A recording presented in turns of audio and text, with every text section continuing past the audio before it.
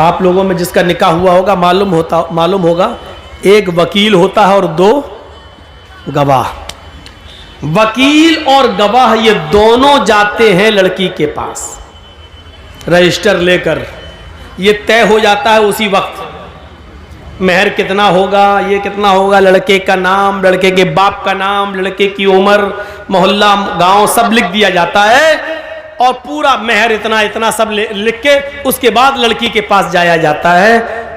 एक वकील होता है और 2 गवाह। और लड़की के पास जब जाते हैं तो वो उस लड़की को घेरे रहती हैं बहुत सी सहेलियां उसकी और तमाम लड़कियां। वहां रजिस्टर रख दिया जाता है और उस वक्त वकील पूछता है, वकील की जिम्मेदारी है कि वो पूछे, सरपरस्त की जिम्मेदारी है कि वो पूछे। जैसे मान लीजिए किसी लड़की का नाम जैनब है या किसी लड़की का नाम अस्मा है, तो अब ऐसे पूछा जाएगा। वो वकील इतना जानने वाला होना चाहिए, हर आदमी को वकील मत बनाइए। अब उस लड़की से ये पूछे कि हाँ अस्मा या हाँ जैनब, फला फला की बेटी जैनब, फला फला के बेटे इस नाम का, मसलन मोहम्मद असलम किसी का नाम है और उसके बाप का नाम मोहम्मद अकरम है। हाँ मोहम्मद असलम साहब सनौफ मोहम्मद अकरम या अकरम साहब के बेटे मोहम्मद असलम के साथ आपका निकाह इतने इतने रुपए मेहर के एवज या इतना सोना या इतनी चांदी या इतना कपड़ा मेहर के एवज आपको उनके निकाह में दिया जा रहा है। क्या आप उस लड़के को निकाह में कबूल करती हैं? क्या वो लड़का आपको कबूल है? वकील जोर से पूछेगा, इतनी जोर से कि उस लड़की के कान में यह आवाज जाए। अब 2 तरीके हैं। एक चीज तो यह है कि लड़की बोल दे हाँ मुझे वो कबूल है, और अगर नहीं बोलती है, खामोश रहती है, तो वो भी काफी है। अल्लाह के नबी ने फरमाया इज़्नुहा सिमातुहा, उस लड़की की खामोशी ही उसकी इजाजत है, जबरदस्ती उससे नहीं कहलवाया जाएगा। कुछ जाहिल लोग पहुंच जाते हैं, कबूल किया, अब वो खामोश है। बताओ बेटा कबूल किया? बेटा हमने सुना नहीं, बोलो कबूल किया। अब वो शर्म, बेचारी कुंवारी लड़की है, शर्म आ रही है। वो अलग बात है कि आज के इस माहौल में तो व्हाट्सएप पे खूब बात करती थी, उस दिन शर्मा रही है। यहां तो रात रात भर चैटिंग होती रहती थी, लेकिन उस दिन शर्मा रही है। एक दिखावा भी होता है, लेकिन हमें वो नहीं देखना, हमें हदीस देखना है। कुछ जाहिल लोग वहां बार बार पूछेंगे बोलो, और वहां उसकी सहेलियां बैठी रहती हैं, वो कोहनी मार मार के कहती बोल बोल, अरे बोल दे, हाँ कहते मैंने कबूल किया, बोल बोल।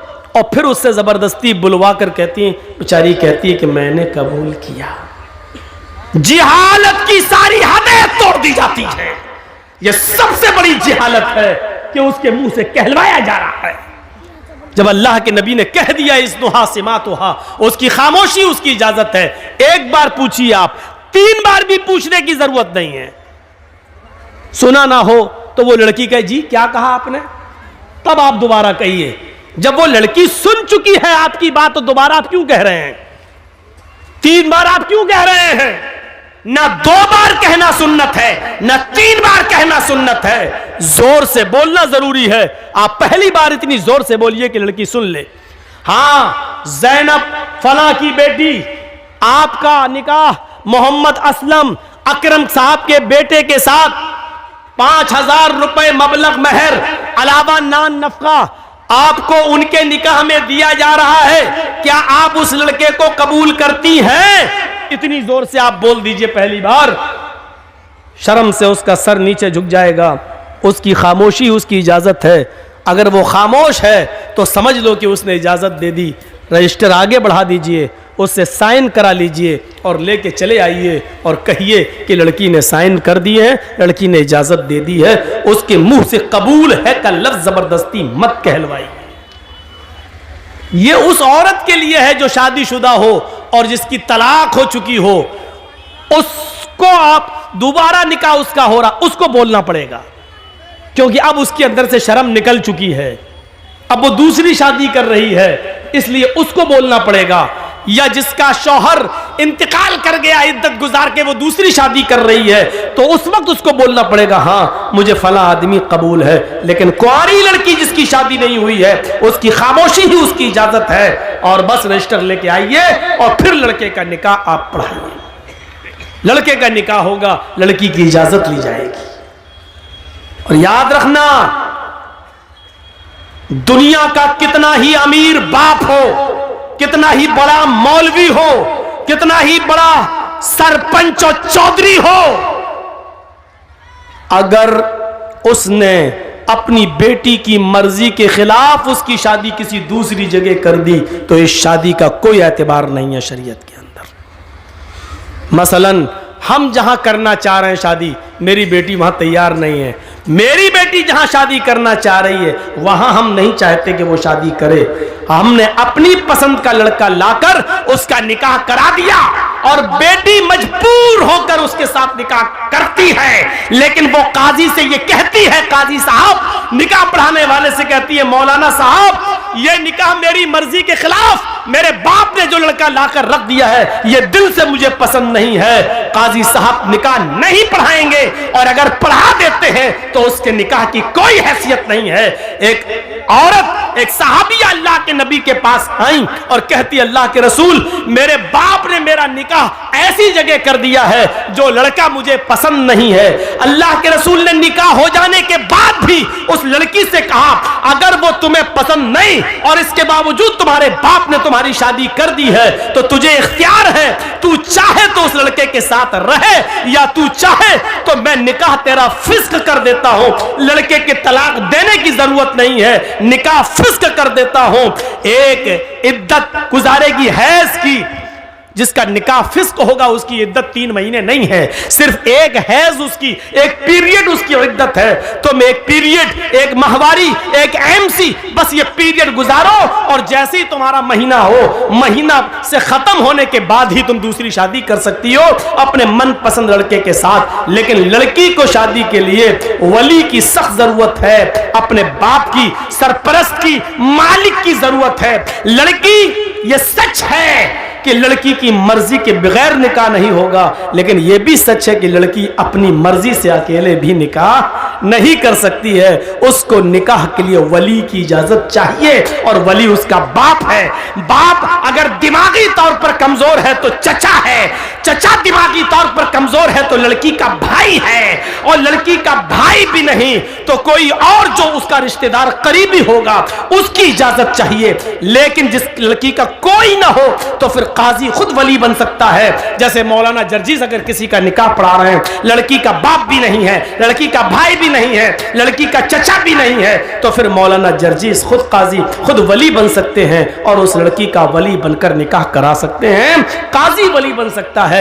लेकिन कोई दूसरे गांव की लड़की अपने बाप का घर छोड़कर भागकर आपके गांव में रतनी में आ जाए तो रतनी का रहने वाला कोई बुढ़ा उस लड़की का बाप नहीं बन सकता है। होता है ऐसा, समझ रहे हैं ना। किसी दूसरे गांव की कोई लड़की भाग के रतनी में आ गई, रतनी के लड़के के साथ शादी करना चाहती है। अब उसके बाप ने कह दिया तू भाग के गई है, मेरे घर में अगर कदम रखेगी तो हम टांगे काट देंगे तेरे, मरते दम तक तुझसे रिश्ता खत्म। अब वो लड़की वहां नहीं जाना चाह रही है। यहां एक बुढ़ा उठता है, हाजी है साहब, पान मुंह में खाते हैं, सऊदिया का रुमाल डाले हुए हैं। बेटा कोई बात नहीं, मैं तुम्हारा बाप बन जाता है। तेरे बाप बन जाने से रिश्ता जायज नहीं हो जाएगा। वो लड़की भाग कर आई है, न किसी के बाप के बन जाने से, न हाजी और नमाजी कोई मौलवी भी उसका बाप नहीं बन सकता है। मुंह बोले बाप की कोई हैसियत नहीं है शरीयत के अंदर। कल ये लड़की अगर हज करने जाती है तो मुंह बोले बाप के साथ नहीं जा सकती है, मुंह बोले भाई के साथ नहीं जा सकती है। शरीयत ने ये इजाजत नहीं दी जो चाहे उसका बाप बन जाए, फिर तो कोर्ट मैरिज भी इस्लाम में जायज हो जाएगी। जबकि हमारा सबका इज्तिमाई फतवा है। देवबंदी, बरेलवी, यहां तक के शिया भी, यहां तक के अहले हदीस भी, सबका इज्तिमाई फैसला है और इज्तिमाई फतवा है कि कोर्ट मैरिज माँ बाप की इजाजत के बगैर जो लड़के और लड़कियां कोर्ट में कर रहे हैं, इस्लाम के अंदर, शरीयत के अंदर इस कोर्ट मैरिज की कोई हैसियत नहीं है, यह जायज नहीं है। कोर्ट मैरिज के बावजूद लड़का और लड़की जिनाकारी करेंगे, हरामकारी करेंगे, उनसे जितनी औलाद पैदा होगी सब हरामी और नाजायज औलादें मानी जाएंगी। मेरे प्यारे साथियों, शरीयत के अंदर वली चाहिए, वली, लड़की को वली। तो इतनी इज्जत दी है इस्लाम ने औरत को कि औरत अपनी मर्जी से पहले लड़की का निकाह होगा, इजाजत ली जाएगी, उसके बाद लड़के का निकाह होगा। अगर शादी के दिन ही लड़की मना कर देगा हम नहीं करेंगे, लौटाओ इन चोरों को, भगाओ भगाओ इन डाकुओं को, ये लूटने आए हैं, नहीं करेंगे। मेरे भाइयों, हमें और आपको फैसला करना पड़ेगा। तो इतनी जिहालत थी अरब के अंदर, लेकिन इस्लाम ने इतनी इज्जत बख्शी है औरत को, जहां लड़कियों को जिंदा दफन कर दिया जाता था। आप देख रहे हैं हिंदू धर्म के अंदर क्या है। ब्रह्मा जी ने अपने मुंह से ब्राह्मण को पैदा किया, हाथों से छत्री को पैदा किया, रान से वैश्य को पैदा किया और पैरों से शूद्र को पैदा किया। शूद्र हरिजन पैरों से पैदा है ब्रह्मा जी के। आगे लिखा है कि अगर कोई ब्राह्मण किसी शूद्र की लड़की पर गलत नजर डाल दे, अगर किसी ब्राह्मण को किसी शूद्र की लड़की पसंद आ जाए तो शूद्र को चाहिए कि अपनी बेटी उस ब्राह्मण लड़के को दे दे। लेकिन अगर किसी शूद्र को किसी ब्राह्मण की लड़की पसंद आ जाए, अगर किसी शूद्र को किसी ब्राह्मण की बेटी पसंद आ जाए, तो राजा को चाहिए कि उस शूद्र को पकड़कर उसकी दोनों आंखें फोड़ दे। इन जिन आंखों से उसने ब्राह्मण की बेटी को देखा उसकी आंखें फोड़ दे। गौर करें आप, ब्राह्मण को अगर पसंद आ जाए तो शूद्र को अपनी बेटी दे देना चाहिए, लेकिन शूद्र को अगर ब्राह्मण की बेटी पसंद आ जाए तो राजा को चाहिए कि वो शूद्र की दोनों आंखें फोड़ दे। ये इज्जत है औरत की हिंदू धर्म में, देख लीजिए आप। और इस्लाम इसके बरक्स क्या कहता है कि लड़की की इजाजत के बगैर तुम निकाह तक नहीं कर सकते हो। आपने देखा है कि औरत का मकाम इस्लाम के अंदर क्या है, और मजीद देखना चाहते हो तो आओ मैं तुम्हें दिखाऊं एक औरत को क्या सम्मान दिया है। कभी हज करने गए हो? नहीं। अल्लाह ताला हम सबको तौफीक दे हज करने की। अल्लाह रब्बुल आलमीन उस मुकद्दस मकाम पर हम सबको पहुंचाए। जब आप जाएंगे या जो लोग गए हैं उनसे पूछिए, आप पहले उम्रा करेंगे, और उम्रा जब आप करेंगे तो जाते ही आप एहराम की हालत में पहले खाने काबा का तवाफ करेंगे, 7 चक्कर लगाएंगे। खाने काबा का तवाफ पूरा करने के बाद आप मकाम इब्राहिम के पास 2 रकात नमाज पढ़ेंगे। अगर वहां जगह न मिल सके भीड़ में तो पूरे खाने काबा में जहां आपको जगह मिले वहां 2 रकात आप नमाज पढ़िए। फिर आपको जो दुआ मांगना है मांगिए। उसके बाद आपको सफा और मरवा की सई करना पड़ेगी, सफा और मरवा का चक्कर लगाना पड़ेगा। आपको पहला चक्कर सफा से शुरू करना है, मरवा तक जाना है, मरवा से फिर लौट के आना है, सफा तक जाना है। आपको आने और जाने को मिलाकर 7 चक्कर लगाना है। जब सफा से मरवा की तरफ आप जाएंगे तो पहले आप नॉर्मल चाल चलेंगे, नॉर्मल, फिर हरी बत्ती लगी हुई है, ग्रीन सिग्नल। जब आप ग्रीन सिग्नल पे पहुंचेंगे तो वहां थोड़ा सा सीना तान कर, थोड़ा सा सीना तान कर अकड़ कर ऐसे ऐसे आप दौड़ेंगे। बहुत तेज नहीं जैसे रन ले रहे हो क्रिकेट का, ऐसे नहीं, हल्का हल्का दौड़ेंगे और सीना थोड़ा सा ऐसे ऐसे ऐसे करते हुए आप हल्के हल्के दौड़, ऐसा लगे कि हाँ दौड़ रहे हैं, लेकिन स्पीड बहुत तेज नहीं, हल्की हल्की चाल से दौड़ते हुए आप जाएंगे। क्यों? आप फिर दूसरी हरी बत्ती लगी है, वहां आप फिर नॉर्मल चाल से शुरू करेंगे। फिर हरी बत्ती लगी है, फिर वहां आप सीना तानेंगे और अकड़ के चलेंगे। फिर मरवा से आते वक्त भी आप ऐसा ही करेंगे। इन मकामात पर जहां हल्का हल्का सीना तान कर दौड़ा जाता है, वहां हजरते हाजरा दौड़ी थी। जब उनके बेटे को पानी नहीं मिल रहा था, जमीन पर एड़ियां रगड़ रहे थे इस्माइल, मुंह में अंगूठा रखे चूस रहे थे, और हाजरा कह रही थी अल्लाह मेरा बेटा प्यासा है, तेरा बंदा इब्राहिम इसको तेरे सुपुर्द करके गया है, मुझे और इस बच्चे को तेरे सुपुर्द करके गया है। जब मैंने पूछा कि मुझे किसके हवाले करके जा रहे हो, किसके हवाले, इला मन ततरुकुना, हमें किसके हवाले छोड़ के जा रहे हो? तो इब्राहिम अलैहिस्सलाम ने आगे बढ़ते हुए कहा था, इल्लल्लाह, आय अल्लाह, मुझे और इस बच्चे को उसने तेरे हवाले किया है, तेरे सुपुर्द किया है। इस बच्चे को प्यास की शिद्दत महसूस हो रही है, इलाके में कहीं पानी नहीं है। हजरत हाजरा पानी की तलाश में पहाड़ी के ऊपर चढ़ जाती है, सफा से नीचे झांक कर देखती है, शायद कोई गांव, शायद कोई कबीला, शायद कोई मोहल्ला मुझे नजर आ जाए, दो चार आदमी रहने वाले नजर आ जाएं और मैं उनसे थोड़ा सा पानी ले लूं। लेकिन पहाड़ी की ऊंचाई पर चढ़ने के बाद भी उनको नीचे कोई बस्ती नजर नहीं आई। सफा से चक्कर लगाती हैं, नॉर्मल चाल चलती हैं, फिर थोड़ी दूर सीना तान कर चलती हैं, दौड़ती हैं, फिर रुकती है, फिर नॉर्मल चाल चलती है, फिर दौड़ती हैं, मरवा पे पहुंच जाती हैं। मरवा की पहाड़ी से नीचे झांक कर देखती हैं कि कोई बस्ती मिल जाए, कोई मोहल्ला मिल जाए, कोई गांव मिल जाए जहां मैं थोड़ा सा पानी लेकर अपने बच्चे को पिला सकूं। लेकिन मरवा की पहाड़ी के नीचे भी कोई बस्ती आबाद नहीं है। लेकिन अपने बच्चे को देखती है, होठ में अंगूठा रखे हुए है, अपने बच्चे की प्यास की खातिर फिर मरवा से सफा, फिर सफा से मरवा, फिर मरवा से सफा, फिर सफा से मरवा, 7 चक्कर लगाकर अपने बेटे के पास आकर बैठ जाती है और कहती है, अल्लाह, जितना मैं औरत होकर कर सकती थी कर लिया, एक लेडी होकर कर सकती थी कर लिया, जितना दौड़ सकती थी दौड़ चुकी, जितनी मेहनत कर सकती थी कर ली, अब ताकत मेरे बस से बाहर हो चुकी है। अल्लाह, तू ही गैब से मदद फरमा, इस इस्माइल के लिए पानी का इंतजाम कर दे। अल्लाह, इसको मेरा शौहर मुझे और इस बच्चे को तेरे हवाले करके गया है। अल्लाह ने कहा, जिब्रील क्या देखते हो, मेरी बंदी ने मुझे पुकारा है और मेरा बंदा इब्राहिम मेरे हवाले करके गया है, मेरे भरोसे पर छोड़ कर गया है और मेरे ही रास्ते में गया है। जाओ, जहां इस्माइल पैरों की एड़ियां रगड़ रहे, तुम अपना पर वहीं पर मारो। जिब्रील अमीन आसमान से नीचे उतरते हैं और जहां इस्माइल एड़ियां रगड़ रहे थे वहीं पर मारते हैं और पानी का चश्मा जारी हो जाता है, पानी बहने लगता है। हाजरा उस पानी को देखकर खुश हो जाती हैं और उसको मुंडेर बांधने लगती है। पानी इधर उधर बहने लगा, वो सोच रही थी कि पानी कहीं खत्म ना हो जाए, इसलिए समेटने लगी।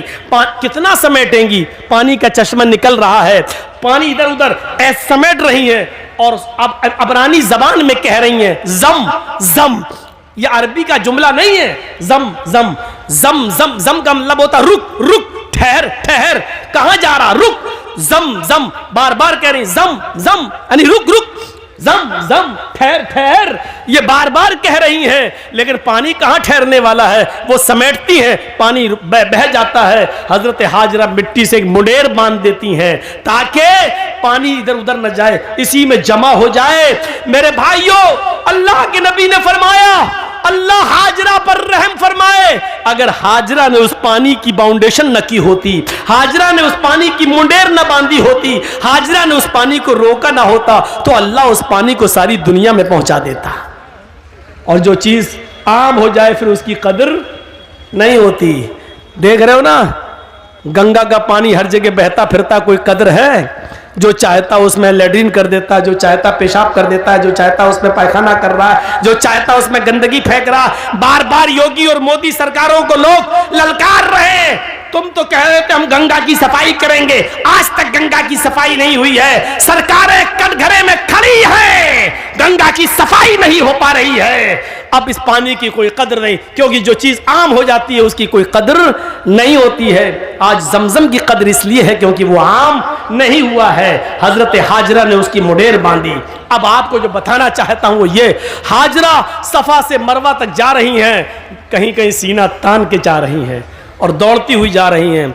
हर हाजी को जहां पे हाजरा दौड़ी थी, आज हाजरा की सुन्नत को जिंदा करना पड़ता है। वहाँ हर हाजी को थोड़ा सा या उम्रा करने वाले को सीना तान कर दौड़ना पड़ता है। अल्लाह के रसूल ने औरतों को मना कर दिया है, फरमाया है कि हमारी उम्मत की औरतें सीना तान कर नहीं दौड़ेंगी, वो अपनी नॉर्मल चाल में चलेंगी। लेकिन अल्लाह के रसूल ने हाजियों को, मर्दों को यह हुक्म दिया है कि उनको हाजरा की इस अदा को जिंदा करना होगा। जहां हाजरा नॉर्मल दौड़ी थी तुम्हें नॉर्मल दौड़ना है, और जहां हाजरा तेज दौड़ी थी वहां तुम्हें थोड़ा तेज दौड़ना है। जहां हाजरा ने थोड़ा सीना निकाल कर दौड़ी थी वहां तुम्हें थोड़ा सा सीना निकाल के दौड़ना है। मेरे भाइयों, हाजी और मोहतमिर, उम्रा करने वाला हाजरा की इस अदा को जिंदा करता है, और इसको अल्लाह रब्बुल आलमीन ने हज और उम्रा जैसी इबादत का एक हिस्सा बना दिया है।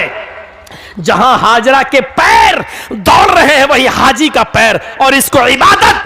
गौर करो, लिखो मीडिया वालों, लिखो अगर तुम्हारे कलम में ताकत है, सीआईडी वालों और वो लोग जो ये कहते हैं कि इस्लाम ने औरतों को पर्दे की चार दीवारी में बांध दिया है, औरतों पर जुल्म किया है, औरतों को घर से बाहर निकलने की इजाजत नहीं है। औरत को इस्लाम ने यह इज्जत दी है कि जहां हाजरा तेज दौड़ी वहां तुम्हें भी दौड़ना है, जहां हाजरा सीना निकाल के दौड़ी वहां तुम्हें भी निकालना है। और जब तक कोई हाजरा की सुन्नत को जिंदा नहीं करेगा, अल्लाह उसके हज और उम्रे को कबूल नहीं करेगा।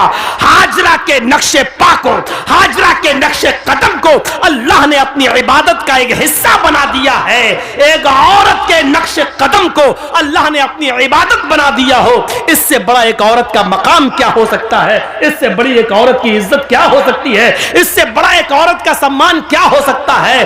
कोई किसी मजहब ने औरत के पैर, औरत के हाथ, औरत के कदम को अपनी इबादत का हिस्सा नहीं बनाया है। आज भी देख लीजिए, हिंदू धर्म के अंदर बीवी की लंबी उम्र के लिए कोई रोजा और इबादत नहीं है, लेकिन आदमी की लंबी उम्र के लिए औरतों को करवा चौथ का रोजा रखना पड़ता है।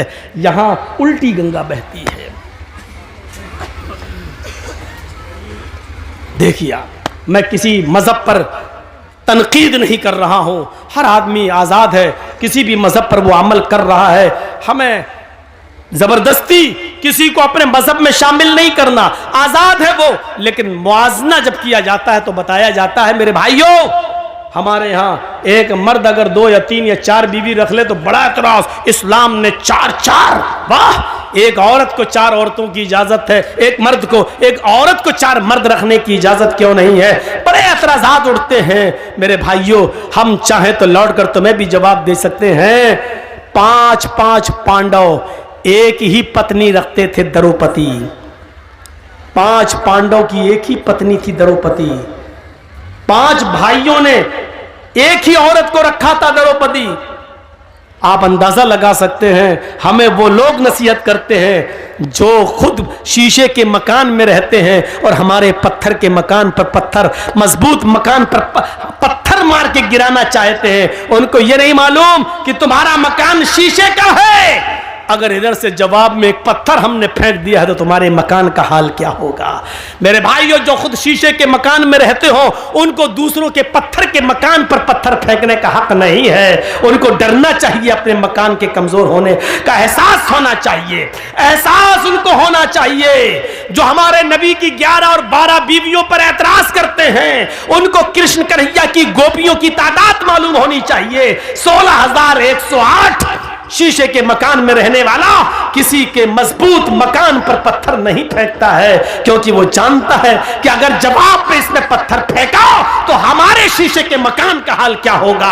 इसलिए अक्लमंदी इसमें है कि आदमी किसी दूसरे के मजहब पर बगैर पढ़े लिखे तनकीद न करे, बल्कि हर मजहब को इज्जत की नजर से देखे।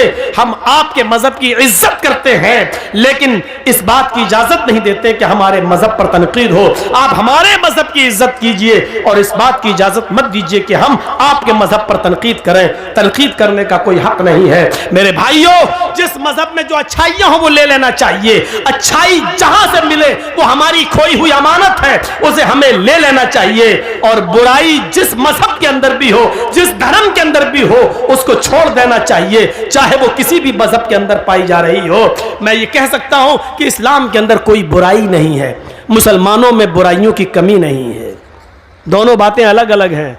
फिर सुन लीजिए, इस्लाम में कोई बुराई नहीं है, लेकिन मुसलमानों में किसी बुराई की कमी नहीं है। एक साइंटिस्ट ने कहा था कि मैंने जब धर्मों का मुताला किया तो मुझे सबसे अच्छा धर्म इस्लाम लगा। जब मैंने मजहबों का मुताला किया, हिंदू धर्म, ईसाई धर्म, जैन धर्म, सिख धर्म, यहूदी मजहब, बुद्ध मजहब, इस्लाम धर्म, मैंने सारे मजहब की स्टडी की तो मुझे पढ़ने में सबसे अच्छा मजहब इस्लाम लगा। लेकिन जब मैंने दुनिया घूम कर देखा और हर मजहब के मानने वालों का जायजा लिया, मैंने यहूदियों की बस्ती में यहूदियों को देखा, ईसाइयों की बस्ती में ईसाइयों को देखा, जैनियों की बस्ती में जैनियों को देखा, और हिंदुओं की बस्ती में हिंदुओं को देखा, बुद्धिस्टों की बस्तियों में बुद्धिस्टों को देखा, मुसलमानों की बस्ती में और मोहल्ले में मुसलमानों को देखा। मैंने हर बस्ती में हर मजहब के मानने वालों का जायजा लिया तो मुझे दुनिया की बिगड़ी हुई बदमाश बदकम्माश कौमों में सबसे ज्यादा बदतर और सबसे ज्यादा नालायक कौम मुसलमान नजर आई। हकीकत कड़वी मगर हक बजाने में उसने बात कही है। यह क्या बात है कि दूसरों की बुराई हमें सुनकर बड़ा मजा आता है। अगर हमारे अंदर भी कोई कमी है तो उसको सुनने की भी क्षमता हमारे अंदर होनी चाहिए। हम उस साइंटिस्ट की तारीफ करते हैं कि उसने हमारे मजहब को गलत नहीं कहा। हम उस साइंटिस्ट की तारीफ करते हैं कि कौमों का मुआयना करने के बाद सबसे ज्यादा कमी उसको अगर नजर आई तो मुसलमानों की नजर आई। उसने क्या कहा? मैंने जब धर्मों का मुताला किया तो सबसे अच्छा मजहब इस्लाम लगा, लेकिन जब हमने कौमों का मुआयना किया तो सबसे बदतर कौम मुझे मुसलमान नजर आई। और आप देख लो 30 करोड़ 35 करोड़ मुसलमान पूरे भारत में, 4 लाख से ज्यादा मदरसे पूरे भारत में, 4 लाख से ज्यादा पूरे भारत में मदरसे, 50 लाख से ज्यादा उलमा। एक लिस्ट दे रहा हूं आपको, गौर कीजिए। मुसलमान कितने? 30 से 35 करोड़। मदरसे कितने पूरे हिंदुस्तान में? 50 लाख, 4.5 लाख, 4 से 4.5 लाख। उलमा कितने? 50 लाख से ज्यादा। इतने मदरसे, इतने उलमा, इतनी बड़ी तादाद मुसलमानों की। मस्जिदें भी मेरे भाइयों मदरसों से कम नहीं, 5 से 6 लाख मस्जिदें पूरे हिंदुस्तान के अंदर। लेकिन नमाजियों की तादाद पर आप गौर करेंगे तो सिर्फ 2%। मस्जिदों में नमाज पढ़ने वालों की संख्या 2%, 100 में सिर्फ 2 आदमी, 2 मुसलमान। गौर कर रहे हैं? 30 से 35 करोड़ मुसलमान, 4 से 4.5 लाख मदरसे, 5 से 6 लाख मस्जिदें, 50 से 60 लाख उलमा। इतनी बड़ी तादाद के होने के बावजूद मस्जिदों में नमाज पढ़ने वालों का परसेंट 2%, जुमे में 5%, ईद और बकरीद रमजान में 10%, थोड़ा सा बढ़ जाते हैं। ईद और बकरीद में यह तादाद बढ़ के 15 और 20%। ये 80% कहां गए? और 5 वक्त होने वाली नमाज में 98% मुसलमान कहां? यह मुहासिबा कौन करेगा? यह हिसाब कौन करेगा? तुम अपने बच्चों से उनकी पढ़ाई लिखाई का हिसाब नहीं कर पाते हो, नमाज और रोजे का हिसाब क्या करोगे?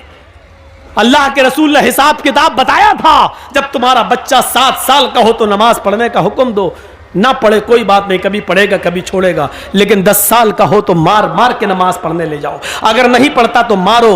नबी ने तरीका बताया था, नमाज पढ़ने के लिए आदत डलवाई थी और 10 साल के बाद मारने का हुक्म दिया था। लेकिन जब बाप ही नमाज नहीं पढ़ता तो वो अपने बच्चे को क्या मारेगा? है? हम तसव्वुर करें, गुस्सा आता है। मैं ये नहीं कहूंगा कि गुस्सा नहीं आना चाहिए। गुस्सा जिंदों को आता है, मुर्दों को नहीं। गुस्सा जिंदों को आता है, मुर्दों को नहीं। मैं बिल्कुल नहीं कहूंगा कि तुम्हें गुस्सा नहीं आना चाहिए, गुस्सा आना चाहिए, लेकिन गुस्सा कब आना चाहिए? कब? जब कोई जय श्री राम का नारा लगाए तो उसके जवाब में तुम अल्लाहू अकबर का नहीं। गुस्सा तब आना चाहिए जब आप अपने बेटे के हाथ में शराब की बोतल देखें। गुस्सा तब आना चाहिए जब रात के 12 बजे आपकी जवान बेटी बिस्तर पर लिहाफ और रजाई के अंदर मोबाइल चला रही है और फेसबुक चला रही है, एंड्रॉइड मोबाइल इस्तेमाल कर रही है। आपको गुस्सा आना चाहिए। आपको गुस्सा आना चाहिए कि आपकी बीवी पूरे दिन बाजार में शॉपिंग करती रही और शाम को घर आई। आपको गुस्सा आना चाहिए कि बेपर्दगी के साथ वो घर से निकली तो किसकी इजाजत लेके गई। आपको गुस्सा आना चाहिए कि आपकी बेटी स्कूल जाती है तो किसके साथ जाती है और किसके साथ आती है। उसके आने और ले जाने के लिए कौन, आपने किसको मुतय्यन किया है। अकेले अगर जाती है या मोहल्ले की चंद सहेलियों के साथ जाती है तो आपको उन मोहल्ले और गांव की चंद सहेलियों पर एतबार कैसे है? क्योंकि सहेलियां एक दूसरे की सहेली होती है। तुम मेरी मत कहना, मैं तुम्हारी नहीं कहूंगी। तुम अपने बॉयफ्रेंड के साथ जाओ, हम अपने बॉयफ्रेंड के साथ जाते हैं और घर जब पहुंचेंगे तो हम लोग एक साथ हो लेंगे, तुम हमें फला जगह पे मिल जाना। आपने अपनी बेटी को गांव की चंद लड़कियों के साथ स्कूल जाने की इजाजत कैसे दे दी? और दे दी तो आपने उसका पीछा करके कभी देखा? कभी आपने पूछा कि स्कूल से ये लड़की कितने बजे गई, हमारे घर पे कब पहुंचती है? ये हिसाब किताब कौन करेगा? मुसलमानों, तुम हिसाब किताब करने वाली कौम हो। तुम बच्चों के लिए अगर बाप हो तो अपने बच्चों का हिसाब लो, शौहर हो तो अपनी बीवी का हिसाब लो, अगर भाई हो तो अपनी बहन का मुहासिबा करो। मुहासिबा जिंदे करते हैं, मुर्दों से हिसाब नहीं लिया जाता है। हिसाब जिंदों से तलब किया जाता है, मुर्दों से नहीं। तुम जिंदा कौम हो, हम तुमसे हिसाब ले सकते हैं। ये मदरसे में कितना चंदा हुआ है आपने दिया है, आप हिसाब लो मदरसा कमेटी से। मदरसे कमेटी के लोगों को बुरा नहीं मानना चाहिए, क्योंकि एक एक रुपया आपकी अमानत है, आपके बच्चों पर ही खर्च होगा। इसलिए हिसाब जिंदे लेते हैं, हिसाब जिंदे देते हैं। हजरत उमर जब मिंबर पे खड़े हुए और नई कमीज पहनकर खुतबा देने लगे तो एक नौजवान उठा और कहने लगा, उमर खुतबा देना बंद कर, तकरीर करना बंद कर, खुतबा नहीं देने दूंगा। हजरत उमर ने कहा, क्यों, वजह क्या है? कहा, पहले इस बात का हिसाब दो, ये नया कुर्ता तुम्हारे पास कहां से आया? तुम्हारी तनख्वाह बैतुल माल से इतनी नहीं है कि तुम नई कमीज सिला सको, आज नया कुर्ता तुम्हारे पास कहां से आया? हजरत उमर कहने लगे कि इसकी सफाई मेरा बेटा देगा। हजरत उमर फारूक का बेटा उठता है, सफाई पेश करता है कि बैतुल माल में जो चादरें आई थी वो सारे मुसलमानों में तकसीम होना थी। एक एक चादर सबको मिली, मेरे बाप को भी एक चादर मिली, मेरे बाप ने उसी चादर की कमीज बनवा ली है। नौजवान खड़ा होता और कहता, अमीरुल मोमिनीन, एक एक चादर सबको मिली थी, मुझे भी मिली थी। मैं दर्जी के पास गया था, टेलर के पास गया था, मैंने अपना माप दिया, उस चादर में मेरी कमीज नहीं बनी। तुम तो हमसे ज्यादा लंबे हो, हमसे ज्यादा चौड़े हो, हमसे ज्यादा लंबे चौड़े हो और मोटे तंदुरुस्त भी हो, फिर तुम्हारी एक चादर में कमीज कैसे बन गई? उनके बेटे ने खड़े होकर जवाब दिया, नौजवान, एक चादर मुझे भी मिली थी, सबको एक एक चादर मिली थी, मेरे बाप को भी मिली, मुझे भी मिली, सबको एक एक मिली तो उसमें मुझे भी मिली। मेरे बाप की अपनी चादर में जब कमीज नहीं बनी तो मैंने अपनी चादर भी अपने बाप को दे दी। मेरी और अपनी दोनों कमीजें मिलाकर मेरे बाप ने दोनों चादरें मिलाकर कमीज बना ली। नौजवान कहने लगा, बैठ गया, अमीरुल मोमिनीन, अब मुझे इत्मीनान हो गया, अब मैं सेटिस्फाई हो गया, अब आप खुतबा दीजिए। जिंदा लोग हिसाब लेते हैं और जिंदा लोग हिसाब देते हैं। ना हिसाब लेने पर गुस्सा होना चाहिए, ना हिसाब देने पर गुस्सा होना चाहिए। हिसाब जिंदे लेते हैं, हिसाब जिंदा देते हैं। गुस्सा जिंदों को आता है, मुर्दों को नहीं। हम नहीं कहते कि गुस्सा दबाओ, हम नहीं कहते कि गुस्से को तुम पी जाओ, हम कहते हैं गुस्सा उठाओ, गुस्सा उभारो, गुस्सा निकालो, भड़ास निकालो, लेकिन जायज जगह पर, नाजायज जगह पर नहीं। अल्लाह के नबी को भी गुस्सा आता था और गुस्सा इतना आता था कि आपकी आंखें सुर्ख हो जाती थी और ऐसा लगता था जैसे किसी ने अनार का रस, अनार का जूस किसी ने नबी अकरम की आंखों में डाल दिया हो। इतना गुस्सा आता था जनाबे मोहम्मद रसूलुल्लाह को, लेकिन नाजायज बात पर नहीं, जायज बात पर गुस्सा आता था। आज दुनिया की कौमें आज हमारा मजाक उड़ाती हैं और हम मुश्तइल हो जाते हैं। यहां गुस्सा नहीं आना चाहिए। मसलन अभी कुछ दिनों पहले एक आदमी ने इस्लाम को बहुत बदनाम किया, कुरान को लेकर बहुत बातें कहीं, हमारे नबी को लेकर बहुत बातें कहीं, लेकिन हम नहीं समझ पाए कि वो सारी बातें कहने के पीछे कौन है। हम नहीं समझ पाए, वो बातें कह नहीं रहा, उससे कहलवाई जा रही हैं, और कौन कहलवा रहा है ये भी मैं जानता हूं, लेकिन हम न नाम ले रहे हैं, न आपको बताना चाहते हैं और न नाम लेना चाहते हैं।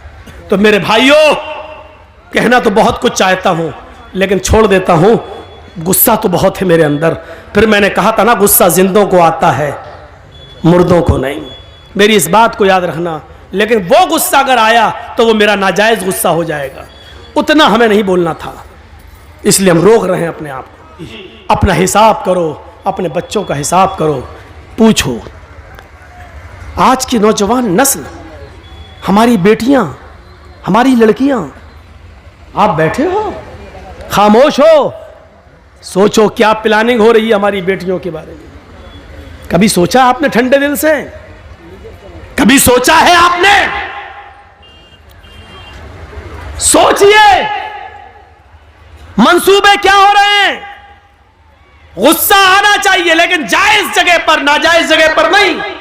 एक आदमी को साथ मिला सरकार का, गवर्नमेंट का, और उस आदमी ने कुरान का मजाक उड़ाया, हमने उसको नंगा किया।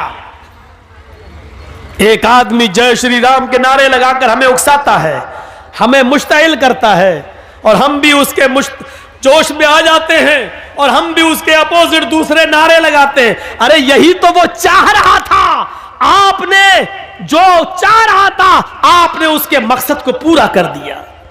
आपने उसके मकसद को पूरा कर दिया। आपको ऐसा नहीं करना था। नहीं, आपको मालूम है कि हिंदुस्तान में उनका कुछ नहीं होगा। एक है ना डासना का पंडित, डासना का, अरे उत्तर प्रदेश में डासना नाम की एक जगह, वहां का एक पंडित है ना, कितना भड़काता है, कितना बरगलाता है। टीवी, एनडीटीवी ने तो बाकायदा दिया कि अभी तक जेल में क्यों नहीं गया। देखिए कितना बरगलाता है। लेकिन जरूरी नहीं कि जो आदमी हमें बरगलाए हम भी उस वैसा ही जवाब दें, कोई जरूरी नहीं है। मेरे भाइयों, शॉर्टकट में एक जवाब दे दूं आपको, अक्लमंदी ये नहीं है। अगर कोई पागल कुत्ता मेरे पैर में काट ले, जर्जीस को अगर कोई पागल कुत्ता काट ले, तो क्या जर्जीस भी उस पागल कुत्ते को काटे? बताइए तो, क्या ये अक्लमंदी होगी? अगर कोई पागल कुत्ता काट लिया हमारे पैर में, अब जर्जीस को गुस्सा, कमीने तूने काटा, पकड़ पकड़ पकड़ो, हम भी काटेंगे, पकड़वाया और काट रहे उसको, तो उससे बड़े पागल तो हम हो गए। तो कुछ लोगों का दिमाग खराब हो चुका है। किस नशे में हो चुका है? उनके साथ पुलिस की ताकत है, उनके पास एसएसपी और डीएम की ताकत है, उनके पास हुकूमत की ताकत है। वो जानते हैं हम कुछ भी कह देंगे हमारा कुछ नहीं होगा। इस नशे में, हुकूमत के नशे में, पुलिस और एसपी और डीएम की ताकत के नशे ने उनको पागल कर दिया है। वो हमें बरगलाएंगे। अक्लमंदी यह है कि उनके बरगलाने में हम ना आए। हाथी का काम होता है खामोशी के साथ चलते रहना, और कुत्तों का काम होता है भौंकते रहना। अगर हाथी भौंकने वाले कुत्तों को पीछे मुड़ के देखने लगा, तो हाथी जिस मंजिल पे जाना चाहता नहीं पहुंच पाएगा। हाथी चलता रहता है, वो जानता है कि ये कुत्ते हैं, इनकी आदत भौंकने की है, भौंकते रहेंगे, थक जाएंगे, खुद ही छोड़ देंगे। इन भौंकने वाले कुत्तों को उनकी हालत में छोड़ दो। हम भौंकने वाले कुत्तों का नाम भी ले देते, लेकिन इन यूट्यूबर वालों की वजह से नहीं ले रहे हैं। आप समझ जाओ, और जिसने इन भौंकने वाले कुत्तों को समझ लिया, वो पूरी तकरीर समझ गया। समझ लो कि वो कामयाब हो गया। मेरे भाइयों, ये यूट्यूबर वाले तुम्हें समझने नहीं दे रहे हैं, लेकिन हमने तुम्हें समझा दिया इशारों में। जो इन भौंकने वाले कुत्तों को समझ जाए, वो पूरा जलसा समझ गया। और समझ लो कि मुखिया जी के कराए हुए जलसे को आपने कामयाब कर दिया। मेरा इशारा समझ जाओ, भौंकने वाले कुत्ते कौन हैं, और हाथी बनने की कोशिश करो। खामोशी के साथ चले जाओ और भौंकने वाले कुत्तों के भौंकने का जवाब मत दो। यही तुम्हें इस्लाम ने सिखाया है। अपनी आदत बदलो, वरना काटे जाओगे और मारे जाओगे, पकड़े तुम ही जाओगे। आपको मालूम है, एक तालाब पर बह रहा था एक नदी, ऊपर पहाड़ से एक नदी के पानी इधर से आ रहा था, नदी बह रही थी, और जहां से पानी बह रहा था वहां शेर पानी पी रहा था और दूसरी तरफ बकरी पानी पी रही थी। मैं तुम्हारे हालात बतला रहा हूं, सुनो, इशारों में बतला रहा हूं, समझ लो। उधर पानी शेर पी रहा है, इधर पानी बकरी पी रही है। पानी शेर की तरफ से बहता हुआ आ रहा है और बकरी। मोबाइल अपना बंद करो, मुझे मालूम है आजकल भंगियों चमारों के पास भी मोबाइल होते हैं। बंद करो यार, टूटू हो रही यार। रात के 2:22 पर किसका फोन आ रहा होगा, सोचो तो जरा। तो दिमाग लगाओ बेटा, जिस स्कूल में तुम पढ़ते हो मैं उसका हेडमास्टर रह चुका हूं, ये सब मत बताओ। यहां से सुनिए, जहां से शेर पानी पी रहा है, इधर बकरी पानी पी रही है। तो शेर ने, दोनों ने एक साथ मुंह लगाया। शेर को तो बहाना चाहिए था। शेर ने कहा, है बकरी, तूने मेरे पानी को झूठा क्यों किया? अब देखो, उल्टा बोल रहा है। जबकि पानी शेर झूठा कर रहा है और पानी शेर की तरफ से बहता हुआ बकरी के पास आ रहा है। शेर का झूठा पानी बकरी पी रही है, लेकिन शेर ने बकरी से क्या कहा, तूने मेरा पानी झूठा क्यों किया? बकरी कहने लगी, जंगल के राजा, मैंने कहां झूठा किया है? पानी तो आपकी तरफ से बहता हुआ आ रहा था, आपका झूठा पानी मेरी तरफ आ रहा था, मैंने तो आपका झूठा पानी पिया। बकरी का ये जवाब सुना शेर ने तो कहा, अच्छा मुंह भी चला रही है, मुझसे बहस भी कर रही है। आया और मारा पंजा और फाड़ दिया बकरी को और खा गया। ये सूरत हाल है तुम्हारी और हमारी।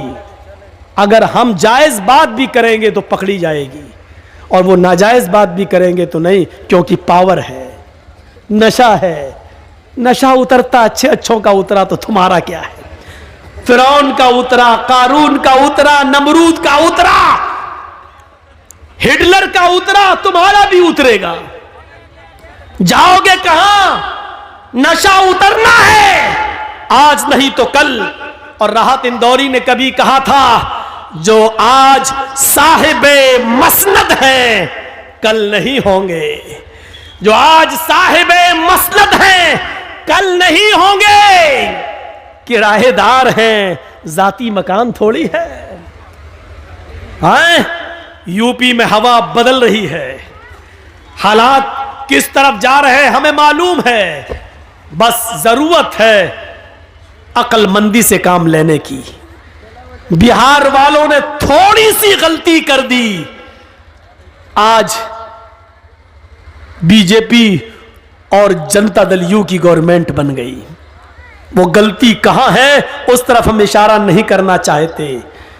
बंगाल वालों ने उस गलती को नहीं दोहराया तो आज पैर उखड़ गए। इसी फर्क को अगर यूपी के मुसलमान समझ लिए तो इंशाअल्लाह उधर की फिजा भी बदल जाएगी। मेरे भाइयों, जरूरत है अक्ल और शऊर से काम लेने की। यह नहीं देखना है हमारा कौन तुम्हारा कौन, यह देखना है कि हमारा कम नुकसान किसमें है और ज्यादा नुकसान किसमें है। इस चीज की जरूरत है आज।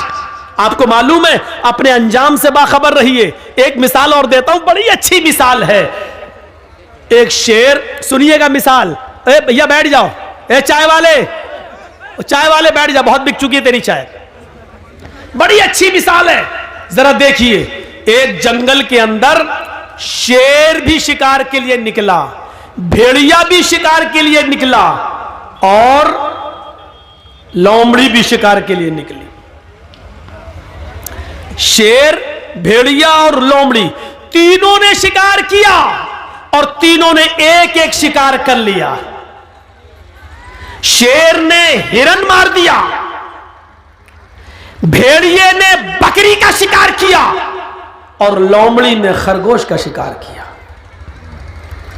शेर ने कहा भेड़िए से, तुम तकसीम कर दो, बंटवारा कर दो, कौन किसका हिस्सा है, कौन क्या खाएगा। देख रहे हैं, शेर तो राजा होता है, मतलब पावर में। शेर का मतलब आप दिमाग कहीं और ले जाइएगा, मैं नाम नहीं लूंगा इन कमीनों की वजह से। कितना मजबूर कर दिया है आपने, सोचा आपने, अंदाजा लगाया कितना मजबूर कर दिया आपने मुझे। तो सुनो, शेर जब मैं बोलूं तो कुछ और सोचना, मैं नाम नहीं लूंगा। तो शेर ने हिरन मारा, भेड़िए ने बकरी का शिकार किया और लोमड़ी ने खरगोश का। शेर ने कहा, मतलब पावरफुल, भेड़िए से कहा इंसाफ कर दो, फैसला कर दो, कौन क्या खाएगा। भेड़िए ने कहा बहुत आसान है। कहा क्या? कहा हिरन आप खा लीजिए, बकरी मैं ले लेता हूं, लोमड़ी खरगोश ले लेगी। शेर को गुस्सा आ गया, शेर को गुस्सा आया और उस गुस्से में मारा पंजा, भेड़िए के सर अलग का अलग टुकड़े टुकड़े हो गए, उसके खत्म कर दिया उसने भेड़िए को। लोमड़ी से कहा बहन जी तुम इंसाफ करो। लोमड़ी ने देख लिया, भांप लिया। लोमड़ी ने कहा बहुत आसान है। कहा क्या? कहा 3 शिकार हैं, हिरन, बकरी और खरगोश। हिरन आप सुबह खा लीजिए, बकरी आप शाम को खा लीजिए, और मुंह का जायका बदलने के लिए खरगोश को आप दोपहर में खा लीजिए। शेर ने कहा वाह, बहुत अच्छा फैसला, वाकई इतनी अकल तुम्हें किसने दी, इतना अच्छा फैसला तुम्हें किसने सिखाया? उसने कहा इस भेड़िए ने, इस भेड़िए के अंजाम ने। इतनी जबरदस्त मिसाल देने के बाद भी हमारी अकल नहीं खुल रही है। हमारी अकल, भेड़िए, लोमड़ी ने देखा खरगोश जा रहा है, जाए, ये मेरा कम नुकसान है, लेकिन अगर ये हम ही को मार के खा गया तो हम ही नहीं रहेंगे तो क्या खाएंगे? अपने आप को पहले बचाओ। तो मेरे भाइयों, इस वक्त ये मत देखिए कि कौन आ रहा है, इस वक्त ये देखिए कि हमारा बड़ा नुकसान किसमें और छोटा नुकसान किसमें है। इसलिए बड़े नुकसान से बचाने के लिए छोटा नुकसान अपने आप को कर देना चाहिए अपना। इसलिए बिहार वाले बड़े नुकसान को समझ नहीं पाए, छोटा नुकसान नहीं कर सके, इसलिए दोनों नुकसान से महरूम होकर उसी बड़े नुकसान में फिर पल रहे हैं। बंगाल वालों ने लात मार दी, बड़े नुकसान से अपने आप को बचा लिया और छोटा नुकसान उन्होंने कर दिया। अल्लाह उत्तर प्रदेश की आवाम को भी बड़े नुकसान से बचने की तौफीक अता फरमाए, उनको अक्ल शऊर अता फरमाए और उनको भी समझदारी से काम ले, और लोमड़ी की तरह उनको भी इबरत हासिल करने की तौफीक अता फरमाए। वरना हाल वही होगा जो भेड़िए का हुआ, क्योंकि पावर, इंसाफ तो यही था। शेर ने हिरन मारी, शेर हिरन खा ले, भेड़िए ने बकरी मारी, भेड़िया बकरी खा ले, लोमड़ी ने खरगोश मारा, लोमड़ी खरगोश खा ले। भेड़िए ने फैसला सही किया, लेकिन इसके बावजूद भी उसको हाथ, जान से हाथ धोना पड़ा। अच्छा, मारा पंजा, बेचारा गया। लोमड़ी से कहा तुम इंसाफ करो। उसने कहा दिन में आप सुबह में हिरन खा लीजिए, शाम को बकरी खा लीजिए, और दोपहर में अगर मुंह का जायका बदलना हो तो खरगोश का टेस्ट कर लीजिए। तीनों आपके। वाह वाह, क्या अच्छा फैसला किया। लोमड़ी से कहा लोमड़ी इतना अच्छा फैसला तुझे किसने सिखाया? सीधे कहती है भेड़िए के अंजाम ने, भेड़िए ने, इसी भेड़िए से सीखा है मैंने। तो आप भी कुछ सीखिए, उत्तर प्रदेश के लोग बिहार से सीख लें और बंगाल से भी सीख लें। मिसाल भी बड़ी अच्छी हो, बड़े अच्छे मौके पर याद आ रही है। तो मेरे भाइयों, अपने अंजाम को समझने की कोशिश कीजिए। अपने हम जानते हैं हमारा इस वक्त कौन है, कोई नहीं। इस बात का भी एतराफ है, हम किसी का फेवर नहीं कर रहे हैं। क्या बंगाल में हमने किया था, लेकिन यह हकीकत है कि हमारा इस वक्त कोई नहीं है। आप किसी पर भरोसा करके देखें तो भरोसे के लायक कोई नहीं है। इस बात का एतराफ है कि मुसलमानों को हमेशा हर पार्टी ने ठगा है, हर जमात ने ठगा है, हर सियासी, हर सियासी जमात ने हमारा नाजायज फायदा उठाया है। हम मजबूर हैं, लेकिन हाँ, हम अपने अंजाम को भी देख रहे हैं और समझ रहे हैं मेरे भाइयों। इसलिए हमें अक्ल के नाखून लेना पड़ेगा, अपने अंजाम को सोचना पड़े। मैं डरा नहीं रहा हूं, मुसलमान कभी किसी से डरता नहीं है। एक पीछे पड़े हुए हैं, जबकि उत्तर प्रदेश में मैं कोई तकरीर नहीं कर रहा हूं, फिर भी चैनल वाले हाथ धोकर नहीं, नहा धोकर मेरे पीछे पड़े हुए हैं, नहा धोकर। ये देखो बंगाल में मुसलमानों को डरा रहा है, ये देखो एक कर रहा है। अरे मैं नहीं डरा रहा हूं, चैनल वालों, जी इंडिया और जी न्यूज और जी हिंदुस्तान, क्या तुम अंधे हो, दिखाई नहीं देता? या तुम्हें पावरफुल की तरफ से, शेर की तरफ से कोई हड्डी डाल दी गई है जिसकी बदबू का टेस्ट तुम्हें लग गया, जो छूटती नहीं है तुम्हारी जबान से? तुम्हें पता नहीं है कि इस वक्त गाय की बात कौन कर रहा है, इस वक्त मंदिर की बात कौन कर रहा है, इस वक्त मथुरा की ईदगाह की बात कौन कर रहा है? अंधो, तुम्हें यह नहीं दिखाई दे रहा है? आए चैनल वालों, क्या तुम्हें यह नहीं दिखाई दे रहा है कि फिरका परस्ती की बू कहां से आ रही है? हिंदू और मुसलमानों को डराने की कोशिश कौन कर रहा है? आपस में यह बंटवारा कौन कर रहा है? चैनल वालों, यह तुम्हें दिखेगा नहीं, क्योंकि हड्डियों ने तुम्हारे अंदर नशा पैदा कर दिया है। वो हड्डी शेर की तरफ से आई है। शेर, बस अक्लमंद रहा इशारा काफी, शेर की तरफ से आई है। इस शेर को समझ जाओगे आप कौन है। शेर भी कभी बकरी बनेगा। और कहो इंशाअल्लाह, कहो इंशाअल्लाह। ये तहज्जुद की नमाज का वक्त है रात का, और अल्लाह ताला पहले आसमान पर आ जाता है। इस वक्त दुआ कीजिए कि बारे इलाह, जो हमारे मुल्क के लिए बेहतर हो उसको मुल्क का मुहाफिज बना। हम ऐसी दुआ ही नहीं कर रहे हैं कि कोई हम पर केस करे। हम तो ये कह रहे हैं जो हमारे देश के हक में बेहतर हो, जो हमारे मुल्क के हक में बेहतर हो, जो हमारे मुल्क की हिफाजत करता हो, जो सच में हमारे मुल्क को अपना मुल्क समझता हो। ऐ अल्लाह, तू इस मुल्क का इक्तिदार उसको अता फरमा। ऐ अल्लाह, जो भारत के 1 अरब 25 करोड़ लोगों को एक साथ लेके चलता हो, जो धर्मनिरपेक्ष हो, जो हिंदू मुस्लिम के चश्मे से नहीं इंसानियत के चश्मे से देखता हो। ऐ अल्लाह, इस मुल्क को ऐसे लीडर की जरूरत है, इस मुल्क को उसके हवाले कर दे। आमालुकुम व मालुकुम, जैसे तुम्हारे आमाल होंगे वैसे तुम्हारे ऊपर हुक्मरान मुसल्लत होंगे। हमारे आमाल अच्छे होंगे तो अच्छे हुक्मरान, हमारे आमाल बुरे होंगे तो हमारे ऊपर बुरे हुक्मरान मुसल्लत होंगे। अल्लाह रब्बुल आलमीन से दुआ है कि बारे इलाह, तू हमें हमारे आमाल की इस्लाह करने की तौफीक अता फरमा, और फिर तू हमारे ऊपर अच्छे हुक्मरानों को मुसल्लत फरमा दे। बारे इलाह, हम तुझसे दुआ करते हैं कि इस मुल्क में अमन पैदा फरमा दे, सुकून पैदा फरमा दे, शांति पैदा फरमा दे। ऐ अल्लाह, जिस तरह एक बाग के अंदर आम, सेब, पपीता, अमरूद, अंगूर, अनार सब होता है और किसी फल को किसी फल से दुश्मनी नहीं होती है, उसी तरह इस मुल्क में हिंदू, मुसलमान, सिख, ईसाई सब लोग रहते हैं। अल्लाह, हम सबको आपस में भाई भाई बना दे, एक दूसरे का हमदर्द बना दे, एक दूसरे का गमख्वार बना दे,